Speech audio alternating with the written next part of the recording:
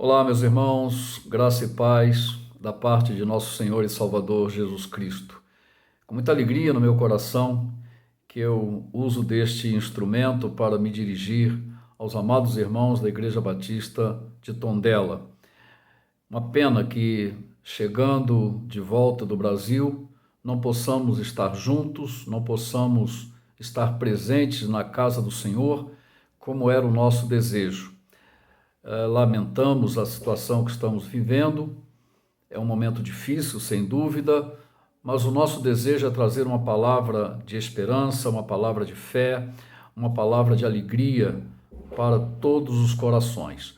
Eu queria ler para este momento o texto que se encontra na primeira carta do apóstolo Pedro, quando ele diz assim: Pedro, isso no primeiro capítulo, tá? Primeiro capítulo, versículos de 1 a 9, é o texto que nós leremos.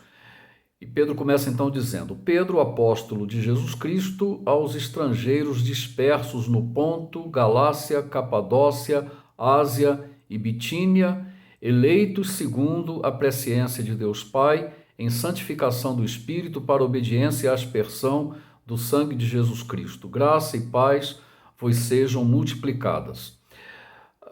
Bendito seja o Deus e Pai de nosso Senhor Jesus Cristo, que segundo a sua grande misericórdia nos gerou de novo para uma viva esperança pela ressurreição de Jesus Cristo dentre os mortos, para uma herança incorruptível, incontaminável e que não se pode murchar, guardada nos céus para vós, que mediante a fé estáis guardados na virtude de Deus para a salvação, já prestes a se revelar no último tempo, em que vós grandemente vos alegrais, ainda que agora importa, sendo necessário, que estejais por um pouco contristados com várias tentações, para que a prova da vossa fé, muito mais preciosa do que o ouro que perece e é provado pelo fogo, se ache em louvor e honra e glória na revelação de Jesus Cristo, ao qual, não o havendo visto, amais, no qual, não vendo agora, mas crendo, vos alegrais com gozo inefável e glorioso,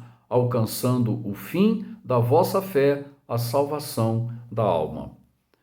Oremos ao Senhor. Querido Deus, abençoa a tua palavra que acabamos de ler e que a mesma seja usada pelo teu Espírito Santo para falar a cada coração, Senhor, a cada um daqueles que estarão ao alcance deste vídeo, Senhor, que tu possas abençoar, visitar com o teu poder aqueles que estão entristecidos, que o teu Espírito Santo, que é a nossa fonte de alegria, possa estar alegrando, motivando, ó Deus, para que possamos superar todas as dificuldades que esta vida nos apresenta. Eu te rogo estas bênçãos em nome do Senhor Jesus. Amém e amém. Nós queremos, com base neste texto que acabamos de ler na primeira carta de Pedro, falar sobre o tema Alegre-se e exulte, pois você foi destinado para a glória. A alegria é um estado ou sentimento de quem se acha alegre, de quem se acha contente, daquele que manifesta prazer com o que está vivendo ou experimentando. A exultação, por sua vez, é uma alegria extremada, que se manifesta em grande júbilo e regozijo. Observa-se que a alegria está relacionada a alguma motivação, e essa alegria ela será breve ou duradoura dependendo daquilo que a motiva. No entanto, o apóstolo Pedro está nos afirmando no texto que lemos em sua epístola que eu e você temos motivos extraordinários, maravilhosos, para nos alegrarmos e exultarmos. E a motivação é que nós, como crentes em Jesus Cristo, fomos destinados, fomos reservados para a glória. Um dicionário da língua portuguesa diz que glória, entre outros sentidos, significa felicidade eterna, bem-aventurança, algo grandioso, esplendoroso, o que há de melhor, algo excepcional, fora do comum. Então, eu gostaria de ver com os irmãos as razões pelas quais eu e você podemos e devemos nos alegrar e exultar a despeito de qualquer circunstância que estejamos experimentando. A primeira coisa, então, que devemos aqui destacar é que o crente é nascido para a glória. Isso Pedro coloca muito bem claro nos versículos 3 e 4. Bendito seja o Deus e Pai de nosso Senhor Jesus Cristo, que segundo a sua grande misericórdia nos gerou de novo para uma viva esperança pela ressurreição de Jesus Cristo dentre os mortos, para uma herança incorruptível, incontaminável e que se não pode murchar, guardada nos céus para vós. Então, observe aqui a expressão que Pedro usa, ele nos regenerou, né? Ele nos gerou novamente. É o que Jesus revelou a Nicodemos, né? Foi essa grande revelação que Jesus fez a Nicodemos conforme o registro no Evangelho de João, no capítulo 3, quando ele falou sobre o novo nascimento operado pelo Espírito Santo. É sobre isso que Pedro está falando aqui, está relembrando aquelas palavras referidas a Nicodemos. Então Pedro está dizendo que por causa da sua ilimitada misericórdia, por meio da ressurreição do seu Filho Jesus, Deus nos fez nascer de novo para uma viva esperança. E essa esperança se traduz em uma herança que não corre nenhum risco de sofrer alterações, de se estragar, de se corromper. Essa herança é consequência de que, ao nascermos de novo, nós nascemos em uma família, que é a família de Deus, na condição de filhos de Deus, e por isso, exatamente por isso, nós somos herdeiros de Deus. E a herança que recebemos, ela é incorruptível, ela é sem mácula, ela é pura, ela é imarcessível, isto é, ela não murcha, ela não perde a sua força, ela não perde o seu vigor. Portanto, não nascemos para o fracasso, muito pelo contrário, não nascemos para o cativeiro, nem para amar e nos prendermos a este mundo que, conforme a palavra já nos informa, jaz no maligno. Isso significa que não podemos criar muitas expectativas em relação ao mundo que vivemos. Nós, na verdade, estamos vendo um mundo que caminha de mal para pior. E isso não é ser negativista, é sermos realistas, baseados naquilo que a palavra de Deus nos revela. É só olharmos para as Escrituras. Então, nós não estamos presos a estas coisas, as coisas passageiras desta vida, nem para fazermos também a vontade da carne ou andarmos conforme o príncipe da potestade do ar, como diz o apóstolo Paulo na sua carta aos Efésios. Ao contrário, nós nascemos para as coisas mais elevadas, nascemos para a glória, para a bem-aventurança eterna, para as coisas grandiosas, excepcionais, esplendorosas, enfim, para tudo aquilo que há de melhor que o Senhor nos tem prometido. Portanto, querido, alegre-se, exulte, você tem todos os motivos, porque conforme a palavra de Deus nos coloca, nós fomos nascidos para a glória. Amém? A segunda coisa que eu quero destacar, com base nessa passagem de Pedro, é que, além de sermos nascidos para a glória, nós somos também guardados para a glória. Nós podemos ver isso no verso 5, né? Onde Pedro diz assim, que, mediante a fé, estáis guardados na virtude de Deus para a salvação já prestes para se revelar no último tempo. Então, veja, nós nascemos de novo, nascemos na família de Deus, nós somos filhos de Deus por meio de Cristo Jesus, mas ainda permanecemos neste mundo que está completamente na contramão dos propósitos de Deus.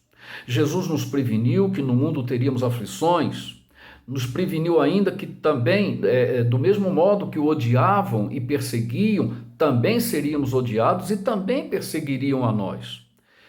Pedro estava escrevendo esta carta geral ou universal para exatamente animar e fortalecer os cristãos daqueles dias que estavam sofrendo duras perseguições. Esse foi o motivo que levou Pedro, inspirado pelo Espírito Santo, a escrever esta primeira carta.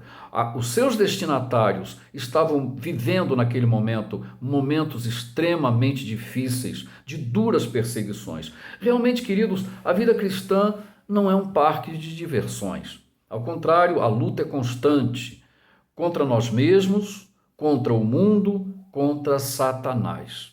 E nesta caminhada em direção à glória, nós pisamos em estradas cheias de espinhos e perigos, ameaças, e temos de suportar, sem dúvida, em muitos momentos, muitas aflições. No entanto, Deus não nos abandona à própria sorte. Que coisa tremenda! Ele nunca nos desampara e nem nos deixa sós. Pedro escreve: sois guardados pelo poder de Deus, mediante a fé, para a salvação preparada para revelar-se no último tempo. Então, o Senhor está conosco. Nós não estamos sós. A gente às vezes pode pensar que todos esqueceram de nós, que ninguém está mais olhando para nós, mas Deus promete que está conosco todos os dias. Não foi isso que Jesus disse aos seus discípulos? Eis que estou convosco todos os dias até a consumação dos séculos. Está lá em Mateus capítulo 28, naquele momento em que ele se despede dos seus discípulos. Então, amados, alegre-se, exulte, porque você está sendo guardado pelo seu poder, pelo poder de Deus, para a glória que está reservada para cada um de nós. Finalmente, eu quero também destacar que o crente está sendo preparado para a glória. Então, nós fomos nascidos para a glória, estamos sendo guardados para a glória, mas também estamos sendo preparados para essa mesma glória. Mesmo sendo contristados por várias provações, o crente tem todas as razões, sim, todas, para se alegrar e exultar, como Pedro destaca no verso 6, que nós podemos ler novamente. Em que vós grandemente vos alegrais, ainda que agora importa, sendo necessário, que estejais por um pouco contristados com várias tentações. Então, é verdade, muitas vezes acontecem situações, difíceis, mas Pedro entende que essas provações, elas têm como propósito fortalecer a nossa fé. A nossa fé é um dom gratuito de Deus a nós, mas não se trata de uma fé barata. Pedro diz que ela é mais preciosa que o ouro depurado pelo fogo. Portanto, Deus não apenas nos destinou para a glória, mas também está nos preparando para ela. A Igreja de Cristo é comparada a uma noiva ataviada, adornada, enfeitada, com vestes santas, puras, para encontrar com o noivo Jesus Cristo. Nós estamos sendo preparados. Eu quero ler com você o que diz lá em Apocalipse, capítulo 19, nos versos 7 e 8. Diz assim: regozijemo-nos e alegremo-nos e demos-lhe glória, porque vindas são as bodas do Cordeiro e já a sua esposa se aprontou. Nós somos a esposa de Cristo, E diz assim: e foi-lhe dado que se vestisse de linho puro, linho fino, puro e resplandecente, porque o linho fino são as justiças dos santos. Amém? Então, querido, nós estamos sendo preparados, ataviados, enfeitados, com vestes santas para encontrarmos com o noivo, o Senhor Jesus Cristo.